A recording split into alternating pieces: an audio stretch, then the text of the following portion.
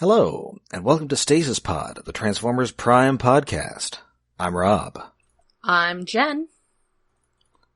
And I'm David. And today we are taking a look at Regeneration, the penultimate episode of Transformers Prime's second season. No, it's not Regeneration 1, is it? It is thankfully not. Good. Wasn't there a Regeneration episode in the Unicron trilogy somewhere? Armada. Ah. I was gonna say probably. That is the one where, Smokescreen has been hurt really bad, and Starscream defects to the Autobots. Right. That sounds sort of familiar. Yeah, you always forget that Starscream goes full Dinobot in that, on that series. I just remember that one bit with the mini-cons. Because even the mini-cons have abandoned him. I thought it was a weird but interesting turn for He's Starscream. sulking! He's sulking, and his, mini-con buddies, the Dark Saber, or I guess, whichever mini-cons it was he was hanging out with at the time, they're like trying to make him feel better, and he yells at them and tells them all to go away, and then they go away, and then he says, even the mini-cons have abandoned me. It's just like, you told them to go away. You explicitly told them to leave. I mean, this is a show that couldn't remember from week to week who was named Leader 1. That's fair. Oh. That is entirely correct and fair. Was that the series they were translating and dubbing week to week? Something ridiculous. I think that was actually Energon. Oh yeah, Energon makes more sense with improv. I think there was a little bit of that with Armada, but I think it was significantly more of a problem with Energon. Mm-hmm. And then Cybertron, they evidently had a fair bit of time, because that is pretty coherently translated, and they had time to give everybody funny accents. Yes, and they had time to have everybody have actual dialogue in place of, the nothing but music of their stock transformation sequences, which was pretty cute. And also people saying, a lot? Yes. I don't know, this character's mouth is open in this scene, but we don't have any dialogue. I don't know, just have him say, You gotta put something in there. You can't have them just not say anything. Well, is that better than dull surprise? I mean, it's the auditory equivalent of dull surprise. If it was, this is a radio play, that would be the dull surprise noise. Yes. Yeah. Suddenly, a dull surprise. Organ music. Anyway, this show, which was not translated from anything to anything, and originally written in English by Marcia Griffin, frequent Prime writer, last wrote Legacy, which was the one where, that was just a couple episodes ago. Yeah, that was just a few episodes ago. That was episode 46. This is episode 51. And this first aired October 26th, 2012. Sadly, not a Halloween episode. Aww. Yeah, we haven't had one. We'll get a Halloween episode eventually, except not on Halloween. I guess we've only ever really had one Halloween episode, unless you want to count, scary episodes that did not actually take place on Halloween, which I don't think can really be counted. No. I mean, I guess the kids on this are slightly too old for Halloween. Yeah. Really? Well, there's two ages for Halloween. There's, under 8, and then there's college. Yeah, so they're just kind of in the middle, where you're kind of too old for Halloween, but also too young to have, sexy Halloween fun. Yeah, I personally enjoyed, ironic Halloween at that point. Rob, you may appreciate that one of those high school Halloween years, I dressed up as Marvel UK character Motormouth. That is impressive. And also, that is a pretty solid, costume to pull off. Yeah, I mean, I had the jacket, I basically had the hair, so I was halfway there anyway. Did he have any to go with you as kill power? No, I probably could have gotten the guy I was dating at the time to pull that off, but no. Anyway, so...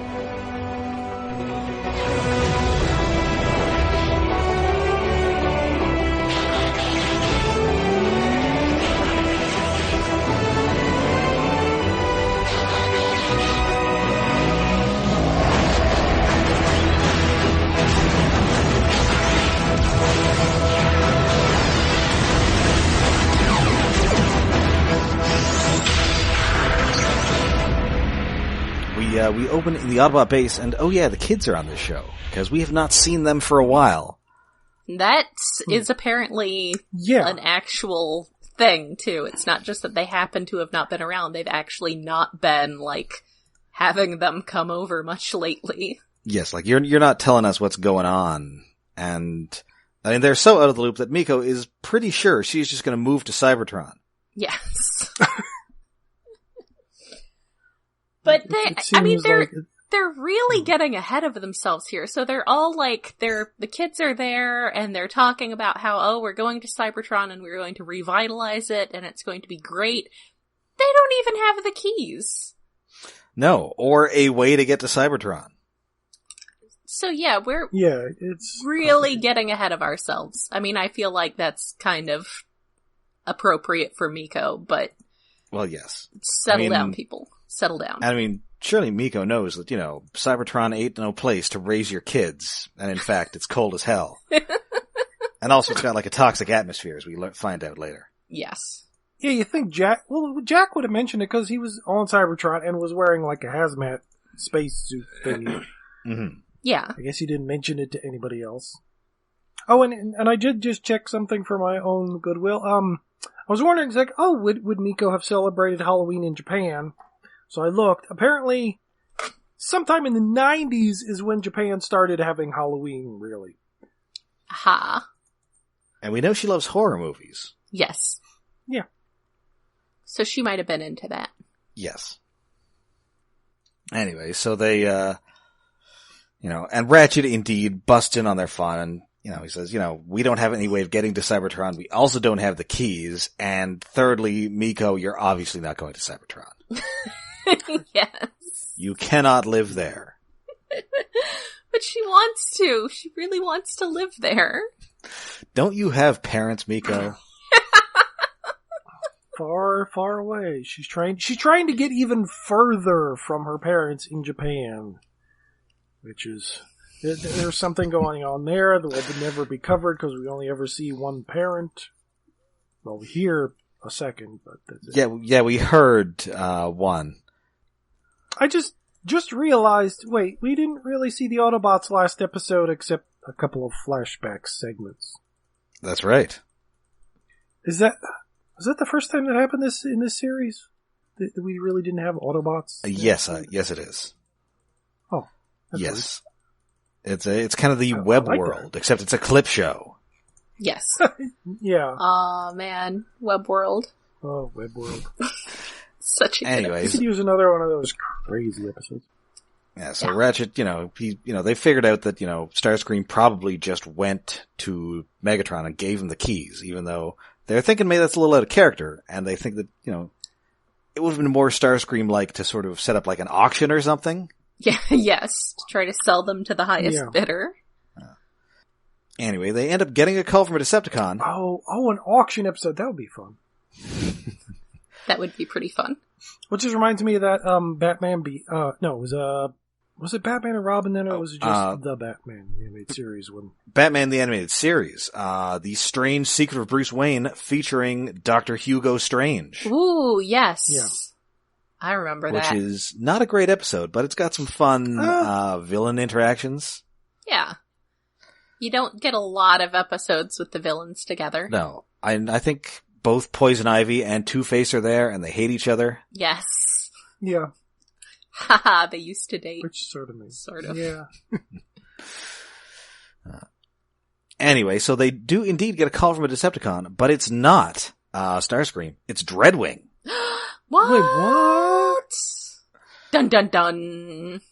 So they get out to this remote, foggy location, which may be the shooting location for a Candyman movie. Yeah. Yeah, it's really... I think we've seen this set before, but with the fog, it looks really neat and ominous. Yeah, they turned up the fog, so now it looks like they're in Silent Hill. Yes. Which, I don't think Tony Todd's in those movies, but he's a guy who could have been in one of those movies. Yeah. Yeah, I could see it. Maybe. I think Sean Bean's in one of them. Ooh. I'm going to assume that he dies. Probably, yeah. Oh, duh. That's a fair assumption. Anyway, so they come out, guns at the ready, but Dreadwing's all, nope, listen, the Decepticons have finally violated my arcane code of honor, and so I'm just gonna give you this big-ass hammer. Yes, his Klingon code of honor. Yep, it is the Forge of Solus Prime. I feel like he's like a reasonable Republican here. He's like, I can't deal with what my leadership is doing, but I'm not going to join you guys. But I'm going to give you one of the most important things I can possibly find on the ship. A hammer to make new weapons and upgrade things. Or literally anything, as we find out. Yeah. I you could make a gun out of cheese. Like handing them the power of veto. It's weird. You can make a sword out of soup. Dreadwing is such a confusing character. It's like, he's honorable, but he uses bombs. He's completely loyal to the Decepticons, but he'll steal something that was really important to Megatron that he ripped somebody's arm off because of. And this is all because he's annoyed that Starscream resurrected his dead brother as a zombie. But he didn't seem that's entirely pretty bad. Annoyed that is pretty bad, but he didn't seem quite as annoyed as he should have been when Megatron was chopping the arm off a past Prime. I mean, that's desecrating someone not related to him, I guess, is his moral. He doesn't care about that guy. I mean, that's like arbitrary. that's more of an organ donation, whereas the zombie thing is just beyond the pale. Yeah. Yeah, it's... Like, if Starscream had just taken, Skyquake's kidneys or something, that's, fine, whatever. But just resurrecting him entirely as a mindless zombie, and then not even re-killing him? Yeah, not even putting him out of his misery? Yeah. It's pretty messed up. No, that, you are on Dreadwing's shit list. Yes. Yeah. He's gonna come after you with his hook hand and his bees. Yeah. And his Gatling gun. Yes.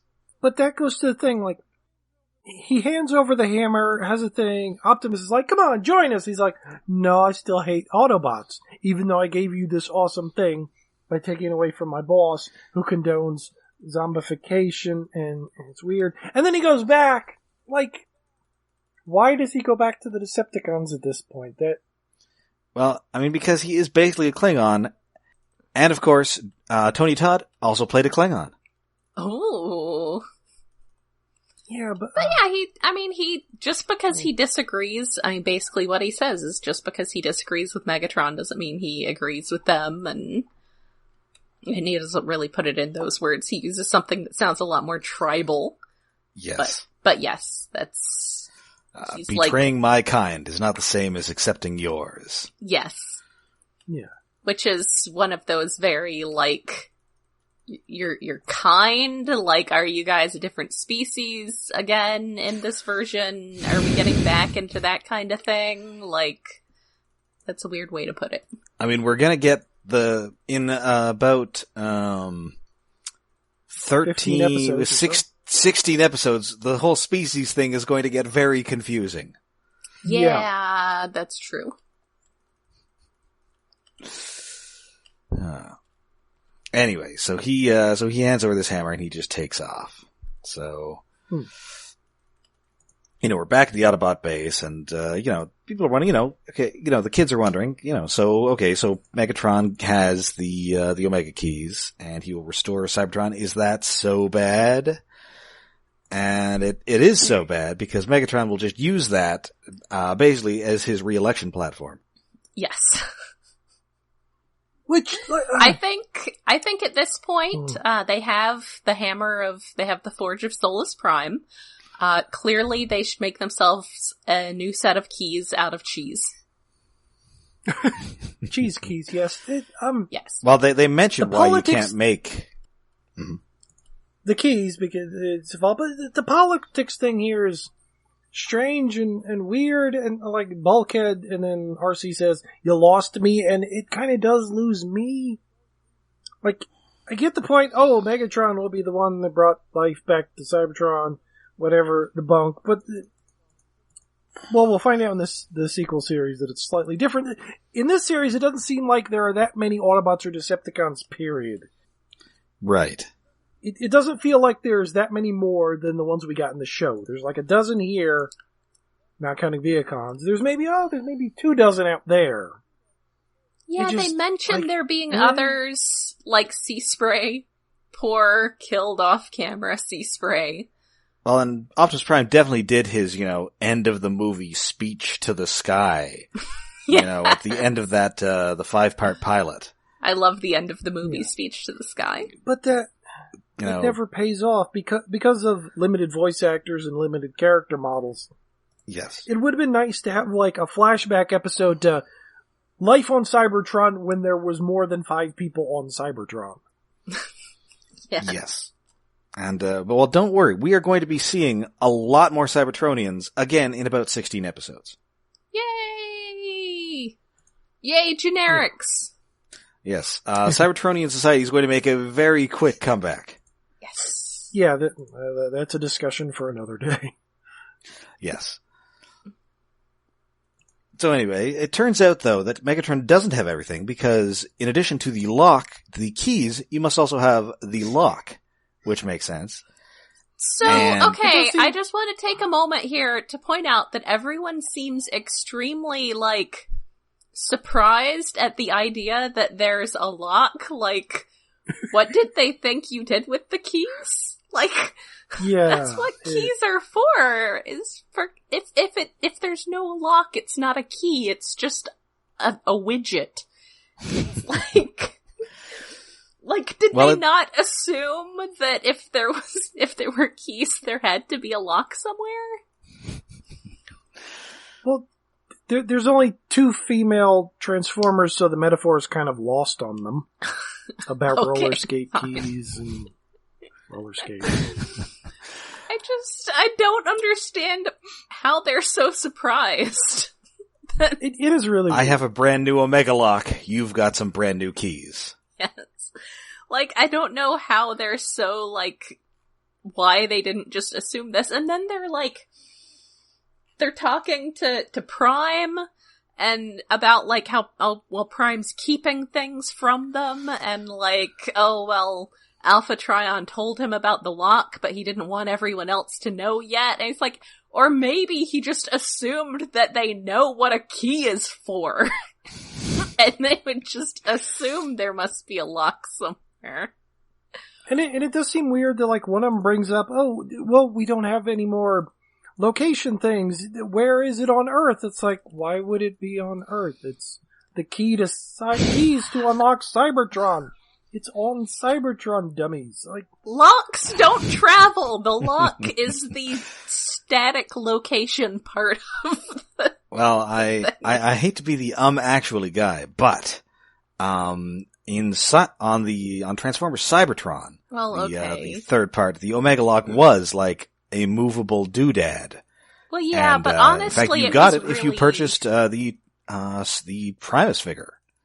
Yes, yeah. Yes, you did. If you got Cybertron, but you plugged in. But even it was more like a key of its own. It was just a key that you put all the other keys in, and then it went into Primus.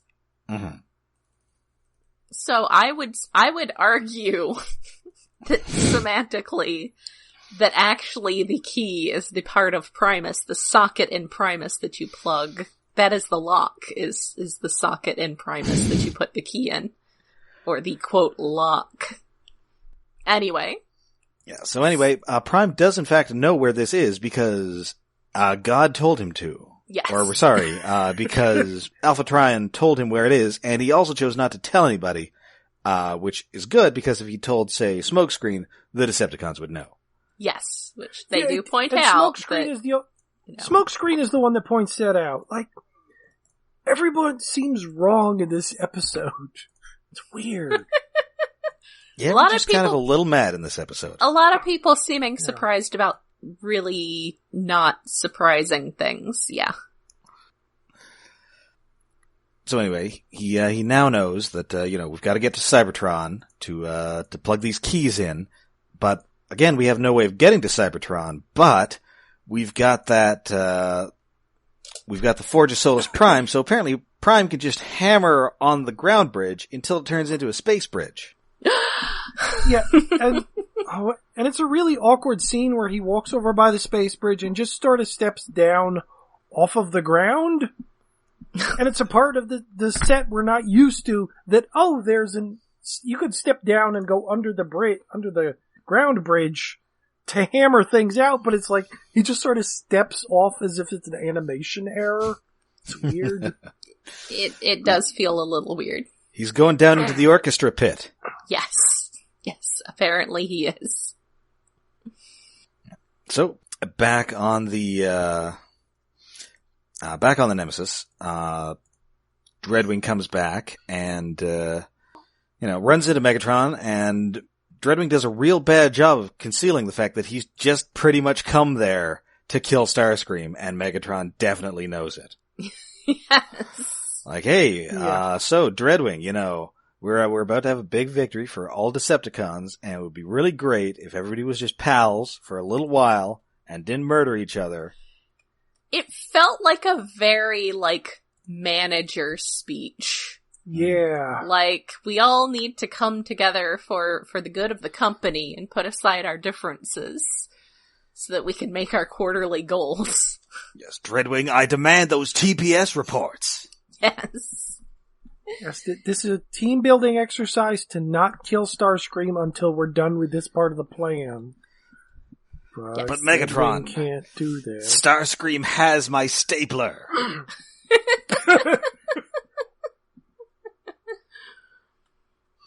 Yeah, it is a red swing line, and it is mine. It was a very management sort of speech he gives. Yeah, and it's a thing that I guess I'd seen it before, but I only quite noticed it here. How different every one of the Decepticons' eye styles is. Like, Dreadwing's is just this pure red blob. Mm-hmm. Yeah. Starscream's is reddish pink with a white center. Mm-hmm. Knockouts is black, sclera with a red iris. Mm-hmm. And Megatron's is frickin' evil. Yes. It's odd that each one of them has a completely different style. Yeah, he's kind of got the eyes of Megatron's Tyrannosaurus mode from the first season of Beast Wars. Ooh. Yeah. Yeah, a little bit. I can see it. But it's weird that, Dreadwing's is, the least expressive of them. Well, he's probably the most stoic. Well, except for Starscream, who has no eyes. Yes. Yeah. Well, his eye, Starscream has, an iris, sort of. Dreadwing doesn't. His is all red. Mm. You could tell where Starscream is looking. That's harder to do with Dreadwing, which is weird. At least for, the noble supposed character, that you can't, tell how he's feeling through his eye movement. Oh. Well, maybe that makes him seem more stoic, though. Maybe. He's because he is kind of Michael Dorning it here. Yeah. Like I said, he's the Klingon. He's the Klingon here. Well, as he's about to find out, it is a good day to die. Womp womp. Anyway, so we're in the medical bay. Knockout has Starscream's waking up from surgery. Knockout put a T-Cog in him. I don't think we know where that T-Cog came from. Is it the same one that he got from that dead Starscream clone? I Or did some Viacon just get volunteered? Well, I got the impression that they had to, like, be, like a blood type match or something. It's not like there is a limited supply of Viacons, and not that in a recent episode some of them weren't volunteered to fall off of a spaceship. Listen, that was one guy. Yeah, but so he amazing. blew up, but maybe his T-Cog was fine.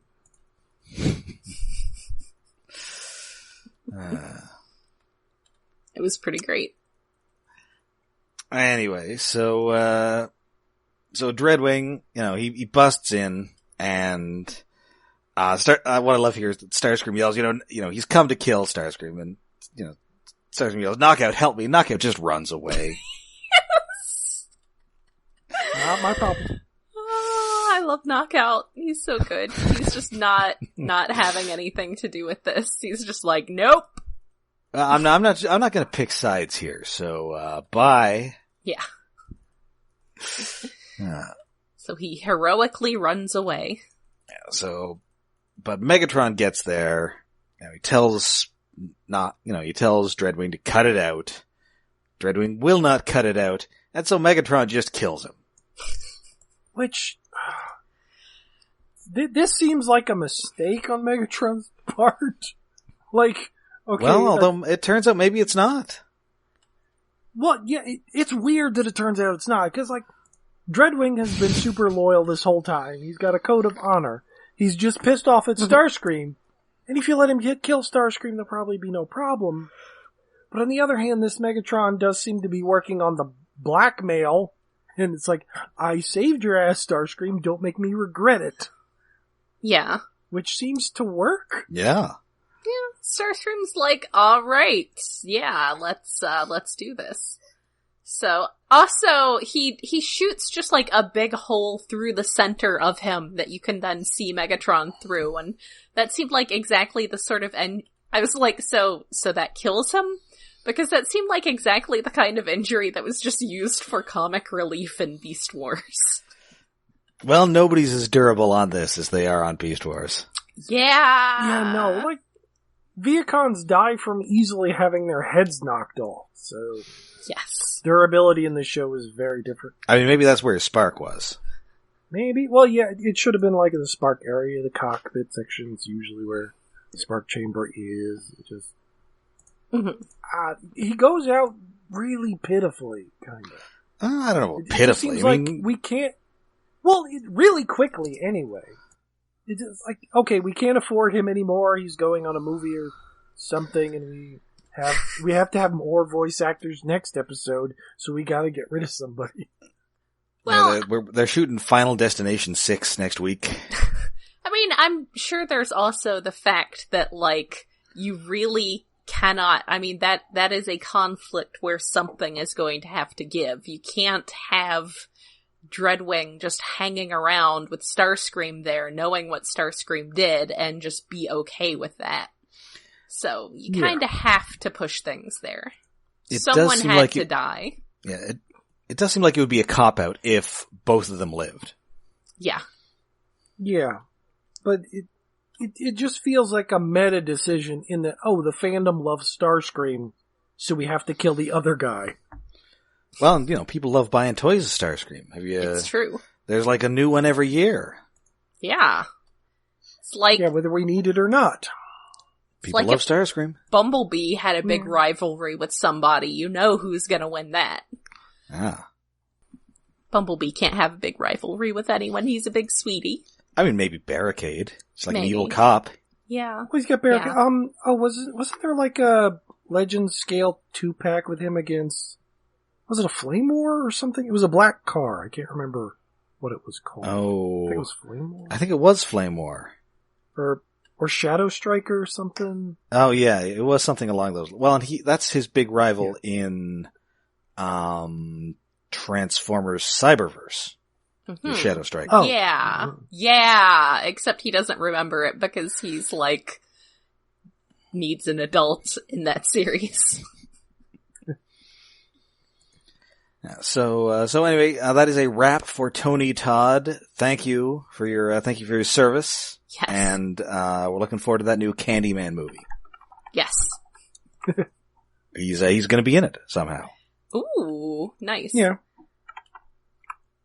Maybe they'll just mess with everybody and he's just playing that coroner from Final Destination. Yeah, no, I'm usually here to talk about what happens if you tamper in death's domain, but, I can't really help you with like a guy who's like full of bees and he's got a hook hand. And he comes through mirrors. He's all over the place and I am out on this one. Call me next time you don't get like crushed by a lumber truck.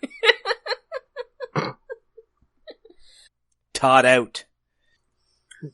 Anyway, so now Starscream, he is messing around with these keys, and he and Knockout are trying to figure out how they work, seemingly like those chimps from 2001. Yeah, it's very weird. They just like Starscream's banging on the desks, and Knockout's like, oh yeah, like I didn't try any shit like that. It's like, you moron. They're quote sword fighting. Yeah. Oh, yeah. This is definitely. That's one of my notes too. Just being catty at each other and accidentally almost stabbing each other, and then the keys sort of glued to each other. Bye. Yeah, they sort of origami together to make a thing. Yes. And then that creates produces a holographic map of Cybertron with a big "You Are Here" sign on it, which is presumably where the Omega Lock is. So it's time to fire up the space bridge and get a move on. And then Megatron comes in and he's like, oh, well, of course, there has to be a lock to these keys. And I'm like, finally someone understands how keys work. Well, there's another big finally at the end of this episode. Yeah, that too. So anyway, we're back at the Autobot base. Prime has somehow Tony Starked this ground bridge into a space bridge. With the hammer. They are kind of in a cave, and he may or may not have a box of scraps. Yeah. You know, he's got a hammer. He's gonna hammer in the morning. He's gonna hammer in the evening. And he's gonna hammer out danger all over this land. Yes. So they detect the Decepticon space bridge firing up, and it is time to spring into action. So it's time for a Prime speech. Yes, it's time. You know, I feel like it's been a while since we've had completely unnecessary. I mean, I guess it's not entirely unnecessary, but feels like it's been a very long time since we've had Transformers the movie quotes. Yes, because we straight up get Megatron must be stopped, no matter the cost. Yeah. Well, I've got some bad news for you. Next episode is called Darkest Hour.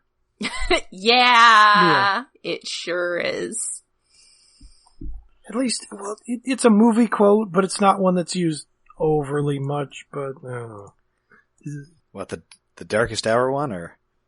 No matter the cost. Oh, yeah, Darkest Hour is it's 2 words, it's vague enough, I can't complain about, but we must do yada yada no matter the cost. It's like, Yeah, I think it's really the one shall stand, one shall fall thing that's... Yeah, that one's... I'd never want to hear that again. The most egregious. Because who says that?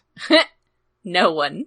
That's who. No one Well, says you're not that. even saying that, I shall stand, you shall fall. It could be either of us. Who knows? Yeah. It's just saying we gotta fight. It's saying there can be only one with more words. Yeah. Okay, so you're counting this as the Prime speech? That makes this number 13. I would count this as a Prime speech. Ooh. Okay. And yes, we must use all the gizmos we've collected in previous episodes. Yes. It is imperative. All the gizmos, which was surprising that we pick up one of them, or that Smokescreen picks up the one that should not be used. Oh god, yeah, he's using the lament configuration again. Yeah. Gonna summon some Cenobites. Yes. I like that RC goes for the armor because what RC needs is to be bigger. Because she's not murdery enough. She is the tiniest though, so it makes sense. I mean, if you're gonna give that to like Bulkhead, is he even gonna fit in it? Yeah, I mean, that's fair, but also, she's already extremely murdery, so. I think it would make more sense maybe to give that to Bumblebee, but putting RC in that means it's easier to spot her on the battlefield. Yes. She's not a tiny spindly thing. Yeah, so she takes that. Bumblebee uses the Polarity Gauntlet, which gives you Magneto powers. Yes. Yeah. Oh yeah, one of my notes is that, we get X-Men powers now. Yes. Yes. Everybody get your X-Men powers. Bulkhead gets the Immobilizer, which looks like a shrimp fork in his hands. Especially when he's using it in a little bit, it's gonna look really sad and pathetic. They just give him the dinkiest weapon. Yes. Yeah. Smokescreen uses the Phase Shifter, which is the Kitty Pryde thing. Yes, Again. because that's the one he likes. Yeah, so he's Kitty Pryde. Bumblebee's Magneto. RC kind of becomes Colossus. Which I guess makes Bulkhead Banshee? Sure. Kind of. I can't think who has specifically. I mean, maybe he's kind of more like Iceman because he's freezing guys. It freezes? I'll allow it. Also, may or may not be gay. I guess. Yes. Ambiguously gay. And Prime uses the Forge of Solus Prime to recreate the Starsaber, which I guess makes him Psylocke? Shatterstar? Sure. He gets Wolverine, kind of? Magic? Without the demons? Not a lot of X-Men with swords for some reason. I guess, usually mutant powers. No. I guess the Silver Samurai. Yeah. That's a mutant power? Well, he has a sword? Well, no, he can channel electricity, so he can channel electricity through the sword, I think. Okay, I did not know that. There's something to do with energy and the sword. I'm not sure it's specifically electricity, but he definitely has a power. Oh. Yes. Anyway, so Megatron heads off with Viacons to through the space bridge, and the Autobots all head out. They leave Ratchet behind, and they're headed to the Sea of Rust, which is always kind of ambiguously actually a sea. Yeah, it's a really mysterious kind of concept because, is it just a big basin that's just accumulated all the rust flakes so that it's quicksand, or is it just a place where everything's just barren and rusty, or that's one of those combinations of words that sounds kind of badass, but the actual implications are kind of confusing. And we've definitely seen it in fiction where it's like a sea with water, but it's rusty water. Yeah. Really? We have? I thought at least once we'd seen it it was a sea, but now it's rust. I didn't know we saw it as an actual sea. Well, it's like a fluid.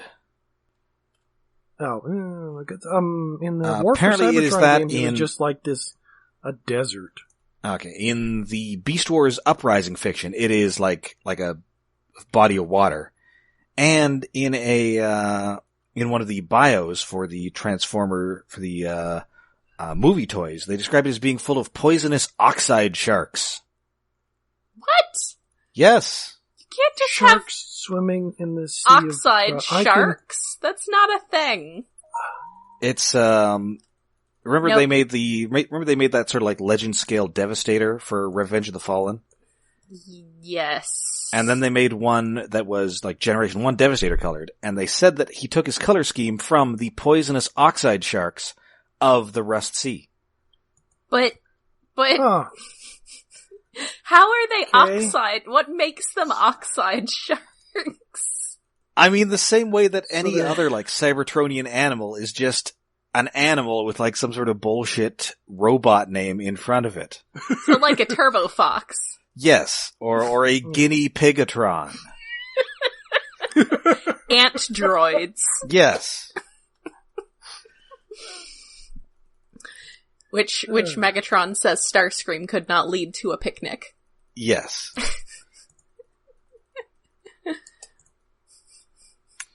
Anyway, the fight scene happens and it looks really cool. Yes, this is an excellent fight scene. Everybody's using crazy powers. RC is just on a Knocking lots of murderous rampage. Yeah, Optimus slashes through multiple Viacons, yet it doesn't actually cut them in half. Just makes a weird noise and knocks them backwards. I guess his sword isn't sharp. Yeah, he does the sort of wave the sword. It makes an energy thing. Yeah. That is such a video game power. It's such a video game thing for a sword to do. It's clearly just like the thing your sword does when you hold down A for 2 seconds. It's ridiculous. It's a half circle forward and fierce punch. Yeah. Or I'm remembering Samurai Showdown wrong. Optimus Prime definitely got the mushroom, and now he's big. Yes. I don't know video games. Oh. Also video game related, yeah, RC has respect from DPS to tank for this particular encounter. Yeah. But it's the most involved fight I think we've had, because it's like the 5 Autobots, Megatron, and a shitload of Viacons, and good fighting, and most of them are on the screen at the same time. It's really nice. I will say this is significantly better than the fight that takes place halfway through Dark Phoenix. Still have not seen that. Still don't plan on seeing it. It's, you can probably wait for it to show up on TV or whatever. It's okay. It has its moments. And Bumblebee, unfortunately, due to his muteness, cannot be just dropping Ian McKellen lines while he's using these magnet powers. Alas. You should have killed me when you had the chance, Charles! I mean, these Viacons just don't know who Charles is. They're anyway, what? Back on Earth. Isn't there a Viacon named Steve? There might be one named Charles. There is later one named Steve. There could be one named Charles. Yeah. Not to be confused, of course, with Steve from accounting. Yes. Who is... I appreciate that was pointed out, I think, by Monzo, that, he is neither the first Steve nor the first Transformer whose occupation is accountant. But he is the first one to be both. The first of his name. Yes. So anyway, back on Earth, Jack has just been waiting outside school with Raph and Miko for an hour. Nobody's picking us up. They call the Autobots, and Ratchet is very short with them. We're busy. No. Does he not understand that humans cannot turn into their own transportation? They need someone to drive them around. It's possible he can't. I don't, listen, it's 2012. Has Uber been invented yet? Call an Uber. Yeah. Have you humans invented Uber yet? It was invented millions of our years ago. It wasn't actually sustainable, but for a brief period in Cybertron's golden age, we were able to get from place to place very cheaply. Yes, it made Overcharge a billionaire. I imagine that is especially unsustainable on a world where everyone just turns into vehicles. Well, see, they specialized in picking up guys who turned into stuff. Yeah, that. So your lamppost guys, your cassettes, guns, cameras. Oh, I'm just picturing Soundwave communing now. Oh, that's adorable. Excuse me, I requested a silent ride. No, but it makes sense. That's how he made all his little Recordicon friends, because he always had to carpool. Oh, wow. Yes. And they just picked up a cat and a bird one day. Well, 2 birds. I'm just here with a couple of dinosaurs. I'm hoping they're going to the same place. Anyway. And that's 3 birds. You forgot about Squawk Talk. Yes. Oh, yeah. Well, he comes later and almost never shows up in fiction. Of course, it's easy to forget. It's true. When he does, it's usually somebody's legs. Yes. As a monkey's legs. Anyway, back on Cybertron, Smokescreen becomes a mass murderer. Oh, yes. Yeah, okay, so that's a question answered for us. Yes, Viacons do have sparks. Because he straight up murders them. Yeah, well, they did have souls, but they don't anymore. Yeah.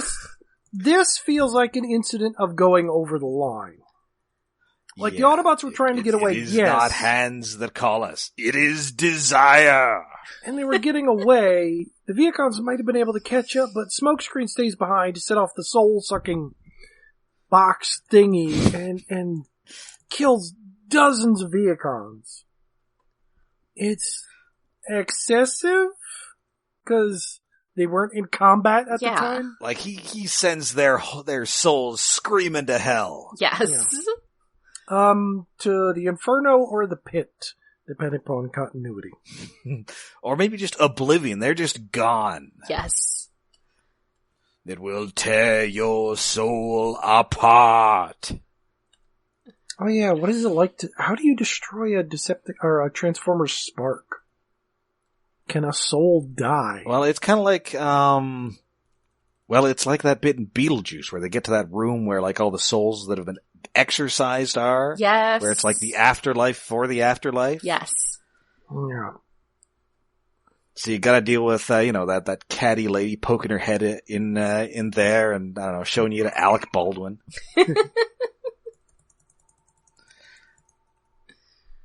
Anyway, so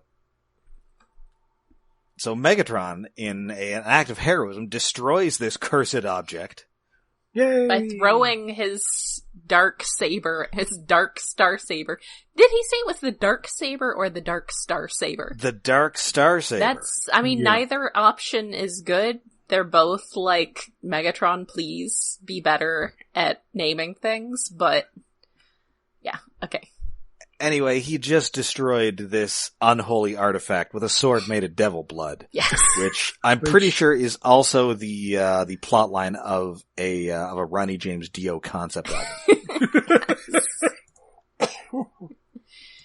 It's pretty hardcore. Anyway, so he, most of his Viacons are gone. He's calling for reinforcements, but hey, Starscream and Soundwave, they have figured something out. What is it? So the Autobots get to this thing, the Omega Lock. There is a big, cool transformation sequence where it sort of forms this kind of Stonehenge robot thing. Yeah, it's like a big portal in the air. It looks very cool. It's pretty neat. It's pretty neat. You just kind of have to see it. Yes. And in fact, it's sort of like an energy liquid effect that forms above it that very much reminds me of how they sort of depicted the Vok powers on Beast Wars. Yeah. Well, it just reminded me very, of a Stargate it's very kind of like Stargate. Yes.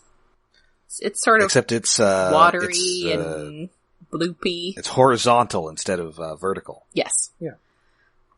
It's an overhead Stargate. Yes, and also this show was recorded in the States, so it's not full of people from Vancouver. But Vancouver. Indeed. Anyway, so they're about to, restore Cybertron, because they have also stolen the keys, which they did with the magnet powers. Yes. Yeah. Bumblebee with his Magneto powers just steals all the keys, and like each of them gets one. Each of the non-Prime Autobots get one. So Megatron gets there and he's all, okay, listen, hand over the keys and, this is over. And, they wonder why, why should we hand over the keys to you? You got nothing. But indeed, it turns out that he has the kids in special little cans. They have handles on top. Yes, they built them little terrariums. It's a good thing they had these things handy. Yeah, just little round canisters. Oh god, why? It's like a bank canister. Why did they have the little meat bag containers? That's weird. They're gonna send them through like a pneumatic tube, like at a bank. I mean, they kind of look like the pods that like Mars Attack style aliens would keep people in. Yes. Yeah. Yes. So maybe the Decepticons, before Megatron got back, they were just doing a little casual cattle mutilation. Maybe. Oh, doing a little anal probing. Yes. Wait, didn't Arachnid have like cylinders like that on her spaceship? Maybe. Oh, I think she did. Yes. I don't know if they were that size. They just come standard issue in case you need to abduct somebody. Yeah. Yeah. Sometimes you just need to abduct somebody. So that means that 51 episodes in, the Decepticons have finally figured out who these kids are and where they live. Yes. It took them long enough. It took them very long enough. Silas figured it out before this. You would really think that, like, at least Soundwave would be able to, like, trace some of their communications or something, but no, apparently that's asking too much of them. I mean, he took a picture of them, like, back in the pilot. Yeah. Nope, they just couldn't put 2 and 2 together.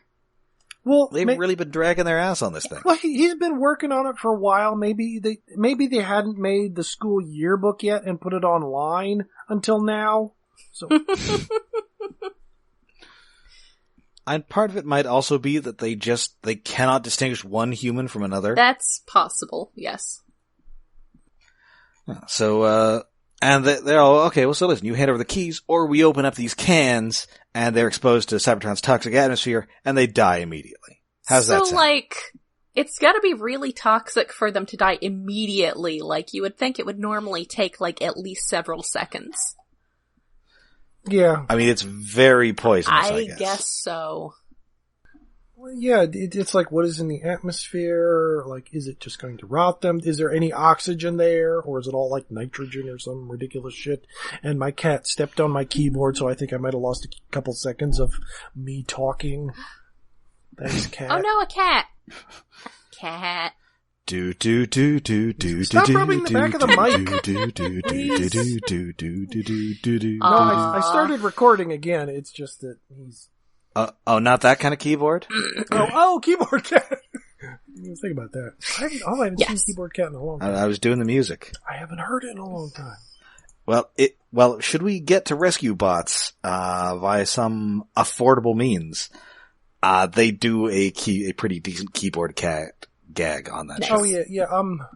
There is a recurring cat. Yes. Aw. Yeah, that's the thing. Listeners, eventually we will probably do some rescue bots. Maybe not all of it. But the problem is finding it. Because it was never all released on... It used to all be on Netflix, and it is not anymore. I think the first season may be something, or at least on America. Yeah, first season's on theirs. But not all of it's there. It's like over 100 episodes. The longest Transformers animated series of any kind. Wow. Yeah. But access to it is difficult. Yes. But, we'll figure things out, and I'm sure we will do at least a selection of episodes, if not all 100 odd. So many episodes. Yeah, that would be 2 years of rescue bots. That's a bit much. We would require rescue ourselves. Are they full length episodes or half length? Full length episodes. Dang. I think the new Rescue Bots Academy or whatever, those are half length. Oh, okay. But then so is Cyberverse. Yeah. Which honestly is the only thing that makes it bearable. Yeah, but I don't think I could take half an hour of that show. Anyway, that is Regeneration. Pretty enjoyable setup episode. Very good battle scene. The fight was good. It felt like half the characters were out of character. Like at the end when Smokescreen is like, I don't deserve the honor of inserting this key, and I'm like, what? Yeah. I mean, he's learned his lesson, I guess. It's a character development. I'll allow that, but yeah, that's a hell of a development. It seems like too much character development. It's too much. He's gone from Rodimus to Bumblebee. Bumblebee from Except any they have other a Bumblebee. series. They don't need another Bumblebee, but I guess they could use one who can talk. Mm-hmm. I think, yes, a Bumblebee can say words. Is nice. There was some genocide carried out by the Autobots in this episode. Yeah. I mean, not genocide, just mass murder. Totally different. What the hell? But it's mass murder after the battle happened. It's a little bit much. Oh yeah, and I forgot to mention that Megatron, is it here that Megatron blah blah blah? Is it this episode that Megatron gets his arm hacked off, or that's next episode, isn't it? Yeah. That's next episode. Next episode. Okay. Right, that is. Right. Sorry, my notes got a little mixed up there. Okay. So yeah, enjoyable episode. The Dreadwing stuff kind of works and kind of doesn't. And I will miss Dreadwing. Yeah. I liked him. Alas. But of course, we'll be back next time for the exciting conclusion of Transformers Prime Season 2. Aw, man. Until then, of course, you can find us all over the internet. We are on Twitter. We're on Facebook. We're on the crumbling rust sea of Tumblr. And we are sponsored by iaconunderground.net, and we have a Patreon set up to help with hosting costs and other expenses. That is patreon.com/iaconunderground. And this month, I guess it would still be this month, we will have Godzilla King of the Monsters coming up real soon. That's right. Yay. One of us is more excited than the others, and I think you can guess who.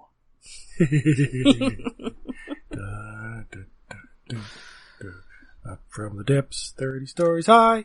Oh shit, backup recording doesn't detect my mic. Oh fuck.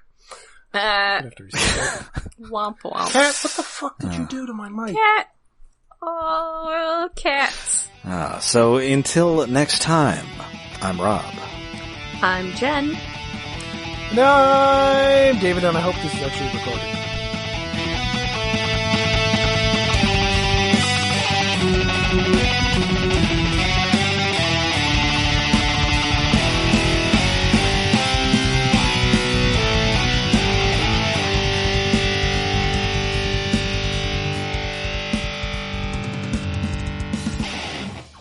All right. Oh, Jen. Yes, my lines are squiggling. Okay. An hour or so after this, hopefully, I will be done editing the Patreon episode. Okay. As soon as I add even more songs into it. I see. It needs more music about Godzilla. If we ever get a Patreon copyright claim, I'm guessing this will be the first. Do we have those? Is that a thing? I think supposedly you're not supposed to put copyrighted music into Patreon episodes, but we're so dinky small, I don't think anybody's going to notice. It is true that we are very small. But plus I try to keep them really short. I think, at least at one point there was like some sort of vague rule, like keep it under 30 seconds. I try to do that, usually. Or fade it into the background, and who gives a shit? It's not quality. Yeah, we're so small we spell it SMOL. Yes. I've already put, I think, 4 or 5 songs into it. Most of them faded in the background. And this is all Godzilla type stuff? Well, there's Rodan's theme from the movie. There's Gamera theme in the background. We're talking about that for a bit. There's a jaunty tune from the 1974 Mechagodzilla movie, or was it the Gaige movie? One of them. It was one of the 70s ones. There's a song I'm saving for the end. I haven't actually put in the awesome Serge Tanky and Blue Oyster Cult one. That'll be probably when they get to the big fight. Maybe I'll fade that in the background. Oh, that's a good one. I'm having too much. It's a long episode, but I'm having fun editing it. Good. Fun is a good thing to have. Yeah. Okay, episode. All right.